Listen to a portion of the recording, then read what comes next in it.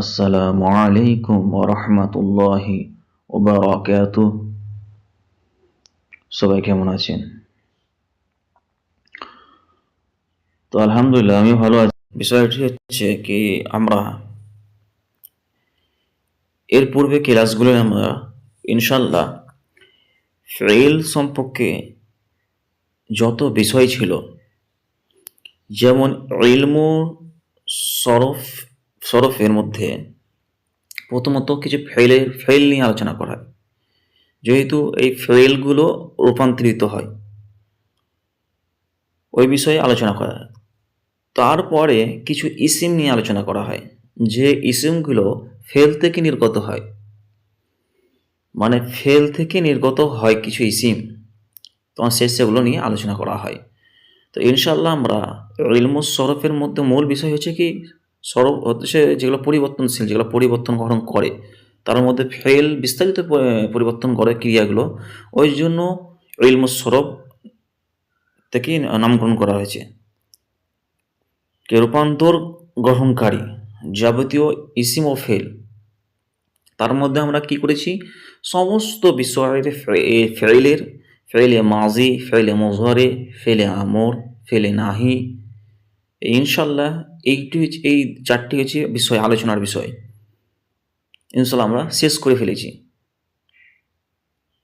যারা আমরা দেখিনি ক্লাসগুলো, তাদেরকে অনুরোধ রইল আমরা ধারাবাহিকভাবে ক্লাসগুলো ইনশাল্লাহ দেখব, যদি আমরা আরবি ভাষা শিখতে চাই বা আরবি গ্রামার বুঝতে চাই। এইটি হচ্ছে মূল ধাপ, হচ্ছে ইলমুস সরফ অর্থাৎ মেজানু ইলমুস সরফ। আর এই বইটির নাম করা হচ্ছে কি মেজানুস সরফ ও মুনসাই, একই বিষয়। তো ইলমুস সরফ শিখতে গেলে এই বইটি খুবই ভালো। ইনশাআল্লাহ আপনারা দেখবেন ক্লাসগুলো, এবং খুব সাজানো গোছানোভাবে আছে। হ্যাঁ, অন্য বইয়ের চেয়ে সাজানো গোছানো এবং মুখস্থ করার পক্ষে খুবই ভালো বই। তা আসুন আমরা কথা না বাড়িয়ে, তাহলে আমরা যারা দেখিনি ক্লাস, ইনশাল্লাহ আমরা দেখব, এবং ক্লাসগুলো আমরা বেশি বেশি শেয়ার করব, যাতে একে অপরের কাছে পৌঁছে যায়। ইনশাল্লাহ একটাই উদ্দেশ্য থাকবে আমাদের, কি আমরা আরবি ভাষা শিখব। আরবি গ্রামার সম্পর্কে না জানতে গেলে আপনি আরবি ভাষা শিখলেও আপনি কোরআন হাদিস পড়তে পারবেন না, কেন আপনাকে গ্রামার সম্পর্কে বা ব্যাকরণ সম্পর্কে জানতে হবে কিছু। আর আপনি যদি ল্যাঙ্গুয়েজ জানবেন, কথা বলতে পারবেন, করতে পারবেন, তো আপনি বুঝতে পারবেন, কিন্তু আপনি পড়তে যাবেন যে নারা আরবি, যে আমার ভিত্তিক আপনি যে অনুবাদ করতে যাবেন, তখন আপনি পারবেন না। ওই জন্য আপনাকে প্রথমে কি গ্রামার সম্পর্কে জ্ঞান রাখতে হবে। তো আসুন আমরা প্রথমে দেখি, প্রথমে দেখব আমরা কি ইসমুন মুশতাক, অর্থাৎ ইসমে মুশতাক মানে কি? মুশতাক মানে হচ্ছে নির্গত, মানে যার থেকে তৈরি হয় বা নির্গত হয় তাকে বলে। আর ইসিম মানে তো আপনারা জানেন বিশেষ্য, বাংলাতে নাম, বিশেষ্য। তো ইসমুন মুশতাক বা ইসমে মুশতাক, নির্গত বিশেষ্য। তো আমরা পেলাম কি নির্গত, মুশতাক শব্দ হচ্ছে নির্গত। এরপর দিয়ে দেখেন দ্বিতীয় নম্বর শেষে পরিচয় দেখেন, ইসমুন মুশতাকের পরিচয় কি? ফেইল ক্রিয়া হতে নির্গত, মানে কি ইসমে মুশতাক ফেইল বা ক্রিয়া হতে নির্গত। আমি শুরুতে বললাম যে ইসমে মুশতাক ফেইল থেকে নির্গত হয়, যে ফেইলগুলো গঠন করা হয়েছে তা থেকে ইসমে মুশতাক নির্গত হয়, মানে নির্গত হয়। বা ইসিম, তারপরে কিছু ক্রিয়া হতে নির্গত ইসিম বিশেষ্যকে ইসমে মুস্তাক বলে, মানে যে ফেইল থেকে যে ইসিম নির্গত হয় তাকে ইসমে মুস্তাক বলে। যেমন ফেইলে মুজরে, এই ফেইলে মুজরে থেকেই ইসমে মুস্তাক নির্গত হয়, জেনে রাখবেন। কোন আমর নাহি বা মাজি থেকে নয়, ফেইলে মুজরে থেকেই নির্গত হয় ইসমে মুস্তাক ফেইলে মুজরে থেকে নির্গত হয়। এবার উদাহরণ দেওয়া হয়েছে কি যে ইসমগুলো গঠন করা হয় সেগুলোর উদাহরণ দেওয়া হয়েছে। কি দেখেন, কি মাজরুবুন, এখানে কি আছে মাজরুবুন। তো প্রথমে দেখতে হবে কি এই ফাইলুন, এখানে কি আছে জরিবুন, ফাইলুন ওই জন্য কি জরিবুন, জরিবুন মাজরুবুন, জরিবুন মাজরুবুন। তারপরে কি আছে এই আজরাবুন, কি আছে আজরাবুন বা আজরাবুন থেকে আজরাবু ইত্যাদি। তো এখানে কি হচ্ছে আজরাবু। তাহলে আমরা তিনটি ইসিম পেলাম এখানে। ওই ফেইলে মজরে থেকে এই তিনটি ইসিম নির্গত হয়েছে। মোট 7 প্রকার ইসমে মুশতাক, ইসমুল মুশতাক 7 প্রকার। ইসমে মুশতাকের প্রকারভেদ, এই ইসমে মুশতাকের প্রকারভেদ। ইসমে মুশতাক মোট 7 প্রকার। ইসমে মুশতাক মোট 7 প্রকার, যথা প্রথমত দেখবো আমরা ইসমে মুশতাক হচ্ছে 7 প্রকার। তার মধ্যে হচ্ছে কি ইসমে ফাইল, প্রথম প্রকার হচ্ছে কি ইসমে ফাইল। ইসমে ফাইল কাকে বলে? কর্তৃবাচক, যে পরিচালনা করে তাকে কর্তা বলে। তা কর্তৃবাচক মানে বিশেষ্য, কর্তৃবাচক বিশেষ্য। যেমন উদাহরণ দেওয়া হচ্ছে কি ফাইলুনের ওজনে, এই ওজন দিয়ে প্রথম দিয়ে যায় কি মাউজুন বিহি, এই মাউজুন বিহি আর মাউজুন থেকে ফাইলুনের ওজনে কাতিবুন। এরপরে দেওয়া হচ্ছে কি ইসমে মাফউল, ইসমুন মাফউল কর্মবাচ্য বিশেষ্য। যেমন উদাহরণ দেওয়া হয়েছে কি মাফউলুন বা মাকতুবুন। মাফউলুন ওজন মাউজুন বিহি, আর মাকতুবুন এটা হচ্ছে কি মাউজুন। ইসমে জরফ, ইসমে জরফ স্থানবাচক, স্থান বা কালবাচক। ইসমে জরফের মধ্যে কি স্থান বা কালবাচক বিশেষ্য। যেমন মাফআলুনের ওজনে মাকতাবুন, মাকতাবুন। এরপরে ইসমে আলা, ইসমে আলা যন্ত্র উপকরণ বাচক বিশেষ্য, মানে বা যন্ত্র বা উপকরণ সম্পর্কে, মানে যে সামান, যে যন্ত্রগুলো থাকে না মধ্যে, যন্ত্র বা উপকরণ বাচক, যেগুলো আমাদের মধ্যে অনেক কিছু বিষয় উপকরণের মধ্যে যে জিনিসগুলোর নাম আছে সে বিষয়ে, তাকে বলা হয় কি ইসমুন আলা, ইসমুন আলা। তো উদাহরণ কি মাফআলুন, মাফআলুন, মাফআলুন আর কই মিফআলুন আর মিকতাবুন, মিকতাবুন। এরপরে দেখবো ইসমুন তাওয়িল, ইসমে তাওয়িল তুলনাবাচক, মানে তুলনাবাচক আধিক্য অর্থ জ্ঞাপক বিশেষ্য। মানে কি তুলনা মানে এক থেকে আরেকটি তুলনা, মানে এক থেকে মানে একজনের থেকে আরেকজনের যত তুলনা করা হয় তাকে ইসমে তাফজিল বলা হয়। আর ইসমে সিফাতুল মুশাব্বাহা, সিফাতুল মুশাব্বাহা স্থায়ী গুণবাচক বিশেষ্য। যেমন ফাইলুনের ওজনে, ফাইলুনের ওজনে কাতিবুন, কাতিবুন, এই কাতিবুন। তাহলে কি মানে স্থায়ী গুণবাচক, মানে যারা স্থায়ী গুণ, মানে এলো গেল নাই, মানে স্থায়ীয় শুরু থেকেই যার গুণ বর্ণনা করা আছে তাকে বলা হয় সিফাতুল মুশাব্বাহা।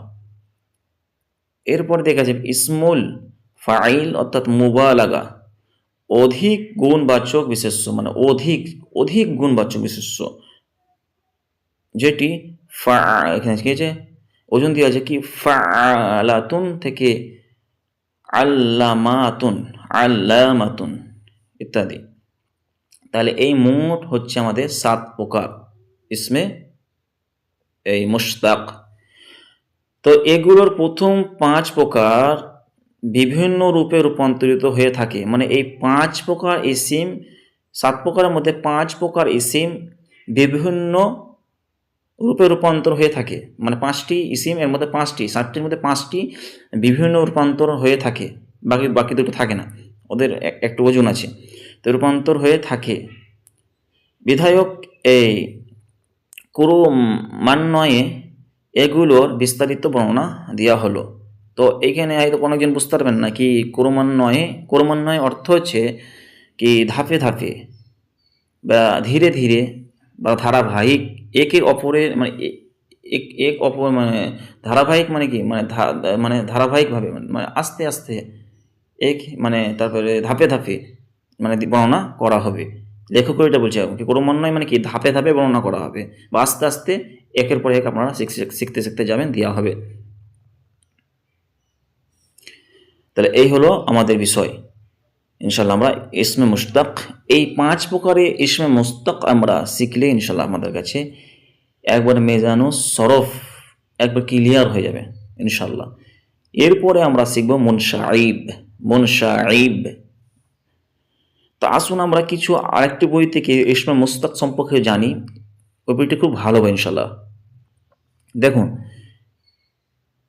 একটু আবু তাহের মিসবাহ কি আত-তরিকু ইলাল সরফি এসব সরফ শিখি বইয়ের বাহসা আওজানিল ইসিম, অর্থাৎ ইসিমের মেজান। এখানে দেখেন কি ইসমে মেজান কি ইসমে মেজান বা পরিমাণ প্রসঙ্গ কি ইসিমের মেজান মানে ইসিমের ওজন বা পরিমাণ প্রসঙ্গে এতক্ষণ তোমার বিভিন্ন মানে এতক্ষণ মানে ইনি অনেক কিছু আলোচনা করেছে এই বইয়ের মধ্যে। তো এতক্ষণ তোমরা বিভিন্ন ফেল তৈরি নিয়ম এবং সেগুলোর মেজান মুখস্থ করেছ। সেম যেমন আমি দেখাচ্ছি আপনাদেরকে কি যে বিষয়ে যে মেজানের যে ক্লাসগুলো আমরা দেখালাম আপনাদেরকে কি প্রথমে যে জরাবা থেকে মোজারে তারপরে মাজি আমর নাহি, তো ওই বিষয়ে এই বইও ক্লাসে আলোচনা করা হয়েছে। শেষে ইসমে মুশতাক নিয়ে আলোচনা করা হয়েছে। তো এই কথাই বলছে কি মেজানের মুখস্থ করেছ, এখন তোমরা বিভিন্ন ইসিম ও এর মেজান সম্পর্কে আলোচনা করা হবে। তাহলে কি ইসিমের অর্থাৎ মেজান সম্পর্কে মানে ওজন সম্পর্কে আলোচনা করা হবে।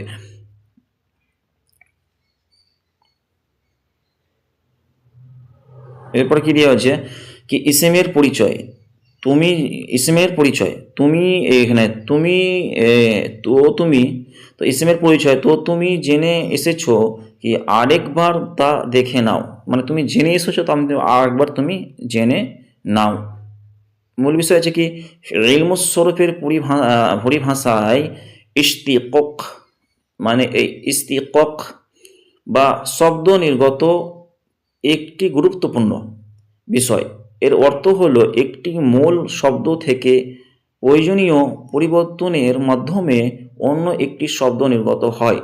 যেমন আর-নাসরু মাসদারটি থেকে প্রয়োজনীয় পরিবর্তন মাধ্যমে নাসরা ফেলটি নির্গত হয়েছে, তদরূপ নাসিরুন ইসিমটিও নির্গত হয়েছে। তাহলে আমরা পেলাম, মোটামুটি বুঝতে পারলাম নসর বা ইশতিকাক মানে নির্গত যে বিষয়গুলো আমরা পেলাম। তারপরে আসুন এবার ইশতিকাকের নির্গত হিসাবে ইসিম 3 প্রকার। মানে ইশতিকাক বা যে ইশতিকাক মানে নির্গত যে ইসিমগুলো বা নির্গতি হিসাবে ইসিম 3 প্রকার। প্রথমে দিয়ে হচ্ছে কি মাসদার, মুশতাক এবং জামিদ। আসুন প্রথমে আমরা দেখি কি মাসদার কাকে বলে। এই মাসদার ওই ইসিমকে বলে যার থেকে ফেল বা বিভিন্ন ইসিম নির্গত হয়। মাসদারে অন্য কোনো শব্দ থেকে নির্গত হয়নি, বরং বিভিন্ন হরফ যোগ করে তাকে সৃষ্টি করা হয়েছে। তাহলে আমরা কি বুঝলাম কি মাসদার কোনো শব্দ থেকে নির্গত হয় মানে শব্দ থেকে নির্গত হয়নি, বরং তাকে কিছু হরফ দিয়ে তাকে সৃষ্টি করা হয়েছে মানে তাকে তৈরি করা হয়েছে। হরফ যোগ করে তাকে মানে হরফগুলো যোগ করে তাকে একটি শব্দ তৈরি করা হয়েছে, অন্য শব্দ থেকে তৈরি হয়নি। এই জন্য মাসদার হলো মূল এবং তার থেকে নির্গত ফেল ও ইসিমগুলো হলো তার শাখা প্রশাখা। মানে মাসদার হচ্ছে মূল, তারপরে ওই মাসদার থেকে ফেল হয় এবং কিছু ইসিম নির্গত হয়, এগুলো হচ্ছে শাখা প্রশাখা। তার এটি হলো কি আমরা এখানে মাসদার সম্পর্কে জানলাম। আসুন আমরা ইসমে মুস্তাক বা ইসমে মুস্তাকের ইসিম অথবা ইসমে মুস্তাক ওই ইসিমকে বলে যা মাসদার থেকে বিভিন্ন ওজনে নির্গত হয়। যেমন আলিমুন থেকে আলিমুন, যেমন মাফউলুন শব্দ দুটি নির্গত হয়েছে, এখানে হচ্ছে কি আছে মালুমুন শব্দ দুটি নির্গত হয়েছে। জামেদ ওই ইসিমকে মানে কি, তাহলে আমরা ইসমে মুস্তাক্কি যেগুলো মাসদার থেকে নির্গত হয়, যে ইসিমগুলো মানে ফেল মুজাররিদ থেকে যে ইসিমগুলো নির্গত হয়, মূল বিষয় হচ্ছে মানে যেগুলো মাসদার থেকে নির্গত হয়। আর জামিদ ওই ইসিমকে বলে যা নিজেও জামেদ ওই ইসিমকে বলে যা নিজেও অন্য শব্দ থেকে নির্গত হয়নি এবং তার থেকে অন্য কোনো শব্দ নির্গত হয়নি। যেমন তিনি দিয়েছে কি ইনসানুন, অর্থাৎ ইনসানুন, ফারাসুন এবং রজুলুন ইত্যাদি। তো এই বিষয়টি আমরা বললাম কি, তাহলে তিনটির মধ্যে আমরা জানলাম বিস্তারিত, এখানে বিস্তারিত জানলাম কি ইসমে মুস্তাক অর্থাৎ ইশতিকক হচ্ছে তিন প্রকার। তার মধ্যে হচ্ছে কি একটি হচ্ছে মাসদার সম্পর্কে জানলাম, যা থেকে ফেল নির্গত হয় হচ্ছে মূল মাসদার। তারপরে আমরা জানলাম কি ইসমে মুস্তাক যেগুলো মাসদার থেকে নির্গত হয় বা এই ফেইলে মুজরে থেকে নির্গত হয়, মানে ফেল থেকে নির্গত হবে একটা ইনশাল্লাহ। তো ফেল থেকে যেটা নির্গত হয় তাকে ইসমে মুস্তাক বলা হয়। আর যা অন্য শব্দ থেকে তিনি অন্য শব্দ থেকে নির্গত হয়নি এবং তার থেকে কোনো শব্দ নির্গত হয়নি তাকে ইসমে জামিদ, যেটা স্থায়ী ইসিম যাকে বলা হয়। তাহলে এই হলো মোটামুটি আমাদের বিষয়। আসসালামু আলাইকুম ওয়া রাহমাতুল্লাহি ওয়া বারাকাতুহু।